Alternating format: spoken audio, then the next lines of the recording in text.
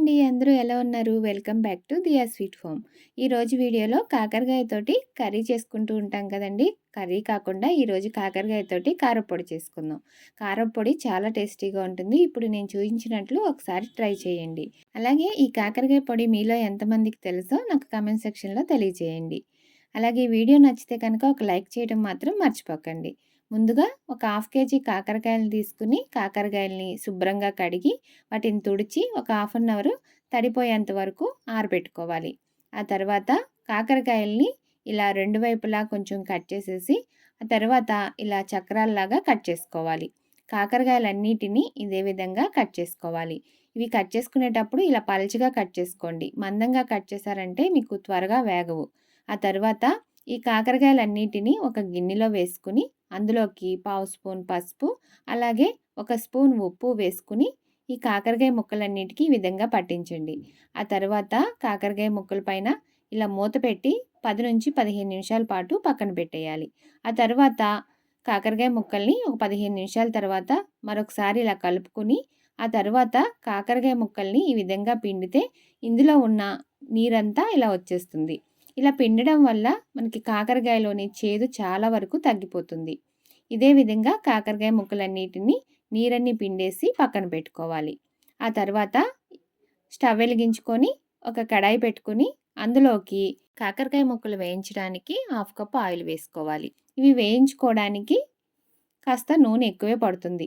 ఇలా నూనె వేడైన తర్వాత ఇందులోకి మనం ఇంతకుముందే నీరంతా పిండి పెట్టుకున్న కాకరకాయ ముక్కలను వేసుకొని వేయించుకోవాలి.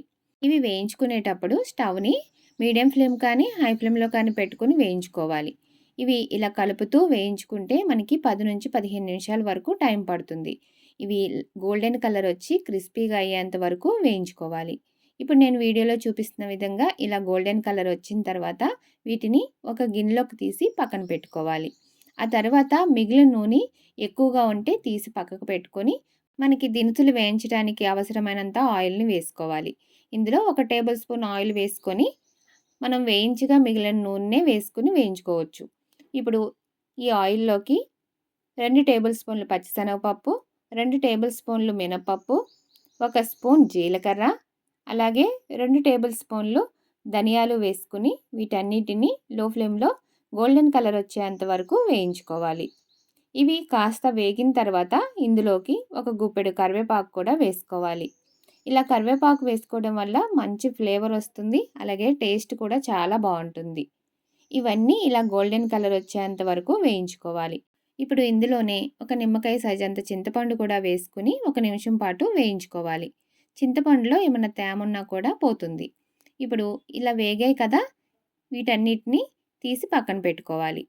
ఇప్పుడు అదే కడాయిలోకి మరొక టేబుల్ స్పూన్ ఆయిల్ వేసుకొని ఇందులో ఒక 15-20 ఎండుమిరపకాయలు వేసి వేయించుకోవాలి. ఎండుమిరపకాయలు ఇలా వేగిన తర్వాత ఒక గిన్నెలోకి తీసి పక్కన పెట్టుకోవాలి. ఆ తర్వాత అదే కడాయిలోకి 2 టేబుల్ స్పూన్లు వేరుశనగ పప్పులు వేసి వేయించుకోవాలి. ఈ వేరుశనగ పప్పులు వేయడం వల్ల కారప్పొడి కమ్మగా ఉంటుంది. ఇవి ఇలా వేగిన తర్వాత వీటిని కూడా ఒక ప్లేట్‌లోకి తీసి పక్కన పెట్టుకోవాలి. ఆ తర్వాత ఇప్పుడు మనం అన్నీ ఇలా వేయించి పెట్టుకున్నాం కదా! ఇవన్నీ పూర్తిగా చల్లారిపోవాలి. చూసారా కాకరకాయ ముక్కలు ఇలా ఇరిపితే ఇలా పొడిగా అయిపోవాలి. ఆ విధంగా వేయించుకుంటే మనకి కారప్పొడి బావుంటుంది. ఎక్కువ రోజులు నిలవ ఉంటుంది. ఇప్పుడు మిక్సీ జార్ తీసుకొని అందులోకి ముందుగా వేయించి పెట్టుకున్న దినుసులు వేసుకొని అందులో రుచికి సరిపడినంత ఉప్పు వేసుకొని గ్రైండ్ చేసుకోవాలి. ఆ తర్వాత వేయించి పెట్టుకున్న ఎండుమిరపకాయలు వేసి గ్రైండ్ చేసుకోవాలి. ఇవన్నీ గ్రైండ్ చేసిన తర్వాత పల్లీలు వేసి గ్రైండ్ చేసుకోవాలి. పల్లీలు ముందు వేయకండి. ఇవన్నీ గ్రైండ్ చేసుకున్న తర్వాత వేసుకుంటే ఇలా పొడి పొడిగా వస్తుంది. ఇప్పుడు ఇందులోకి వేయించి పెట్టుకున్న కాకరకాయ ముక్కలు కూడా వేసుకొని గ్రైండ్ చేసుకోవాలి. ఇవన్నీ గ్రైండ్ చేసుకున్న తర్వాత ఒకసారి ఉప్పు సరిపోయింది లేనిది చెక్ చేసుకోండి. చాలకపోతే ఇప్పుడే వేసుకోండి. ఆ తర్వాత ఇందులోకి ఒక 10-15 వెల్లుల్లి రెబ్బలు కూడా వేసుకొని మెత్తగా గ్రైండ్ చేసుకుంటే మనకి ఇలా పొడి పొడిలాడుతూ కాకరకాయ కారపొడి రెడీ అయిపోతుంది. ఈ కాకరకాయ పొడి మనకి నెల 2 నెలల వరకు నిలవ ఉంటుంది. ఈ కాకరకాయ పొడి రైస్‌లోకి చాలా బావుంటుంది. మీరు కూడా తప్పకుండా ఒకసారి ట్రై చేసి మీకు నచ్చింది లేనిది నా కామెంట్ సెక్షన్‌లో తెలియచేయండి. అలాగే నా ఛానల్‌ని ఎవరైనా కొత్తగా చూస్తుంటే కనుక సబ్స్క్రైబ్ చేసుకోండి. ఈ వీడియో నచ్చితే కనుక ఒక లైక్ చేయటం మాత్రం మర్చిపోకండి. Thank you for watching.